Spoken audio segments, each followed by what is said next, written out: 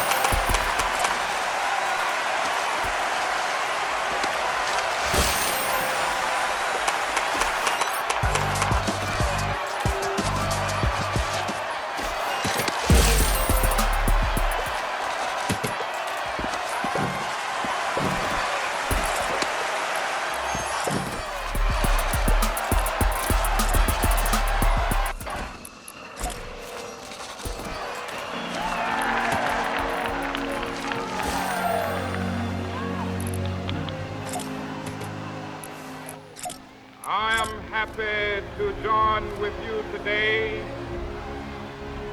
in what will go down in history as the greatest demonstration for freedom in the history of our nation.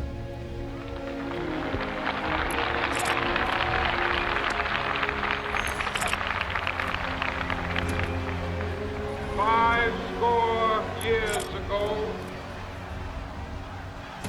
great American in whose symbolic shadow we stand today, signed the Emancipation Proclamation. This momentous decree came as a great beacon light of hope to millions of Negro slaves who had been seared in the flames of withering injustice. Came as a joyous daybreak to end the long night of their captivity. But 100 years later,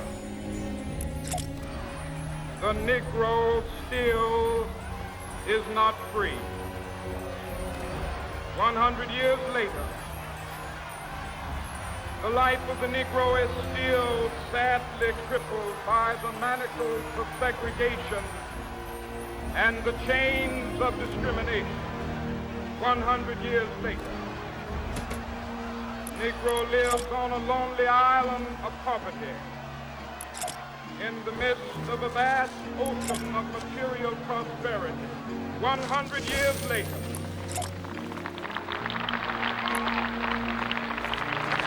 Negro is still languished in the corners of American society, finds himself in exile in his own land. So we've come here today to dramatize a shameful condition. In a sense, we've come to our nation's capital to cash a check. When the architects of our republic wrote the magnificent words of the Constitution and the Declaration of Independence. They were signing a promissory note to which every American was to fall heir. This note was a promise that all men, yes, black men as well as white men, would be guaranteed the unalienable rights of life, liberty, and the pursuit of happiness. It is obvious today that America has defaulted on this promissory note insofar as her citizens of color are concerned. Instead of honoring this sacred obligation, America has given the Negro people a bad check, a check which has come back marked insufficient funds.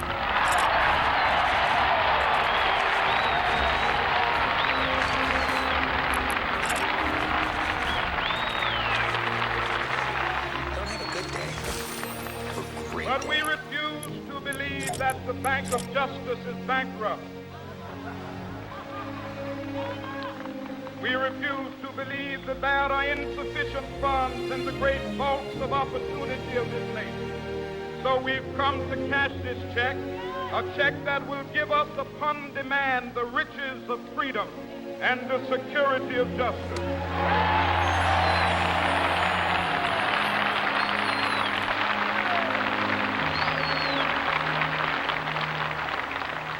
We have also come to this hallowed spot to remind America of the fierce urgency of now. This is no time to engage in the luxury of cooling off or to take the tranquilizing drug of gradualism.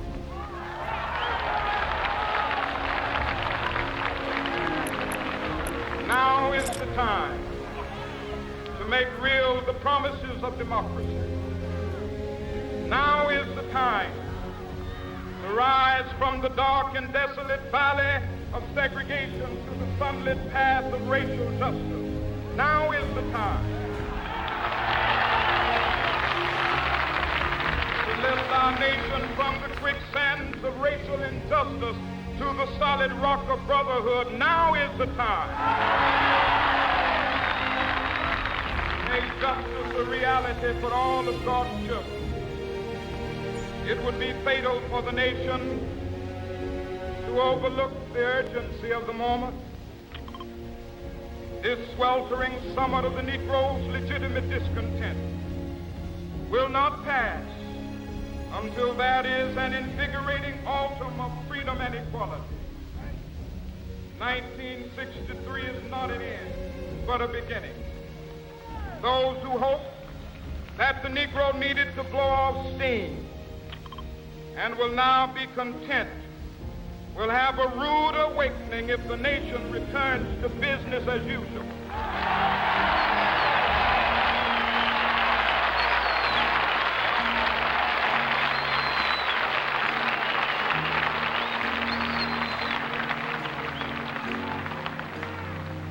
There will be neither rest nor tranquility in America till the Negro is granted his citizenship rights. The whirlwinds of revolt will continue to shake the foundations of our nation until the bright day of justice emerges. But that is something that I must say to my people who stand on the warm threshold which leads into the palace of justice. In the process of gaining our rightful place, we must not be guilty of wrongful deeds. Let us not seek to satisfy our thirst for freedom by drinking from the cup of bitterness and hatred.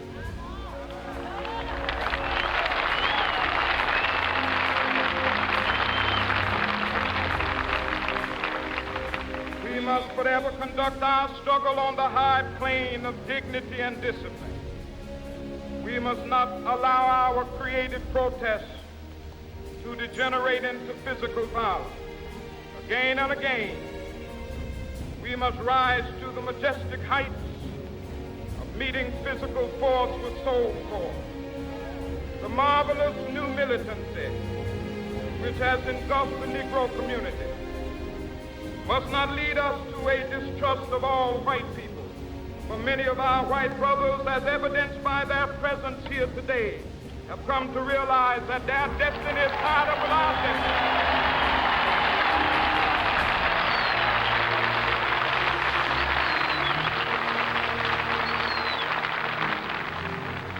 They have come to realize that their freedom is inextricably bound to our freedom. We cannot walk alone. As we walk, we must make the pledge that we shall always march ahead. We cannot turn back. There are those who are asking the devotees of civil rights, when will you be satisfied?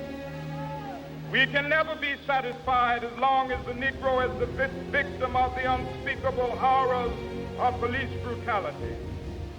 We can never be satisfied as long as our body is heavy with the fatigue of travel, cannot gain lodging in the motels of the highways and the hotels of the city.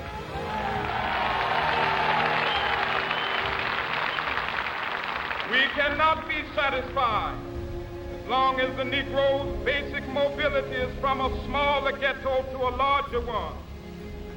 We can never be satisfied as long as our children are stripped of their selfhood and robbed of their dignity by signs stating for whites only.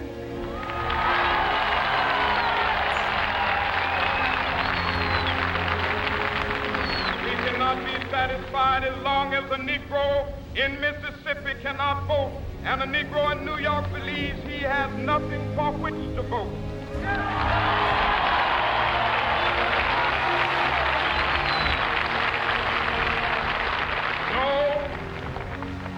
No, we are not satisfied, and we will not be satisfied until justice rolls down like waters and righteousness like a mighty stream.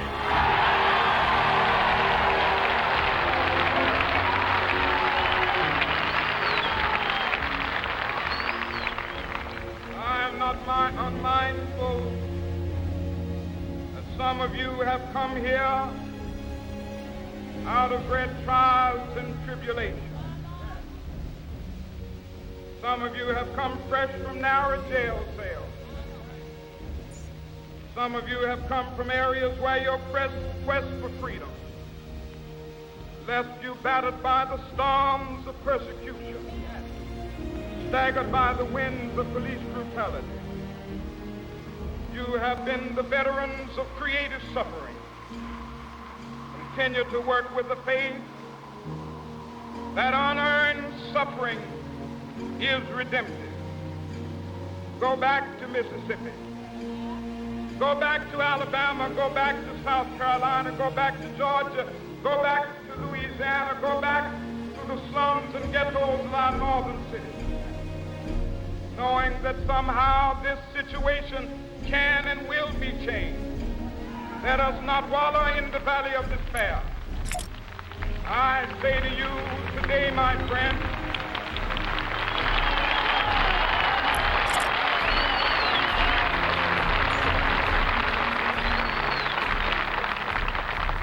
so even though we face the difficulties of today and tomorrow, I still have a dream.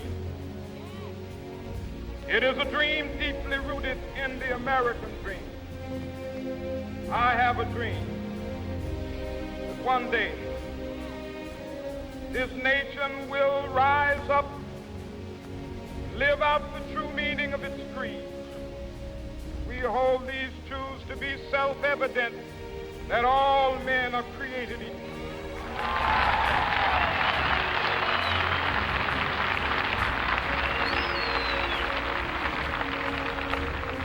I have a dream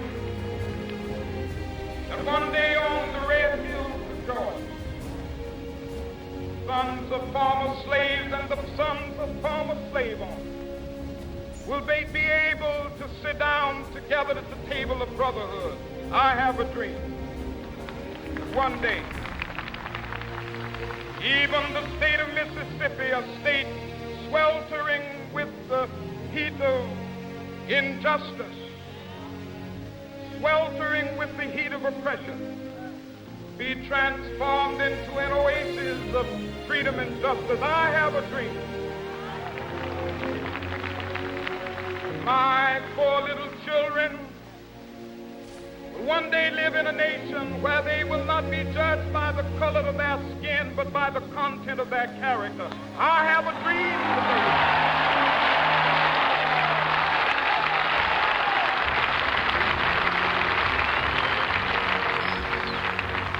I have a dream that one day down in Alabama, with its vicious racists, with its governor having his lips dripping with the words of interposition and nullification, one day right there in Alabama, little black boys and black girls will be able to join hands with little white boys and white girls as sisters and brothers. I have a dream today.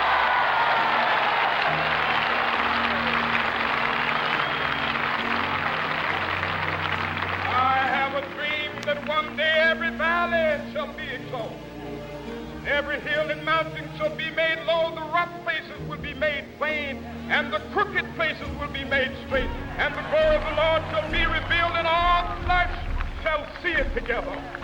This is our hope. This is the faith that I go back to the South with. With this faith, we will be able to hew out of the mountain of despair a stone of hope. With this faith, we will be able to transform the jangling discords of our nation into a beautiful symphony of brotherhood. With this faith, we will be able to work together, to pray together, to struggle together, to go to jail together, to stand up for freedom together, knowing that we will be free one day.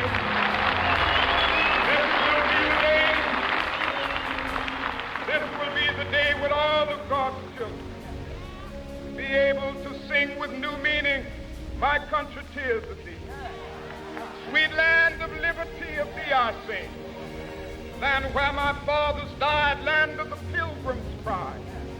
From every mountainside, let freedom ring. And if America is to be a great nation, this must become true. So let freedom ring. From the prodigious hilltops of New Hampshire, let freedom ring.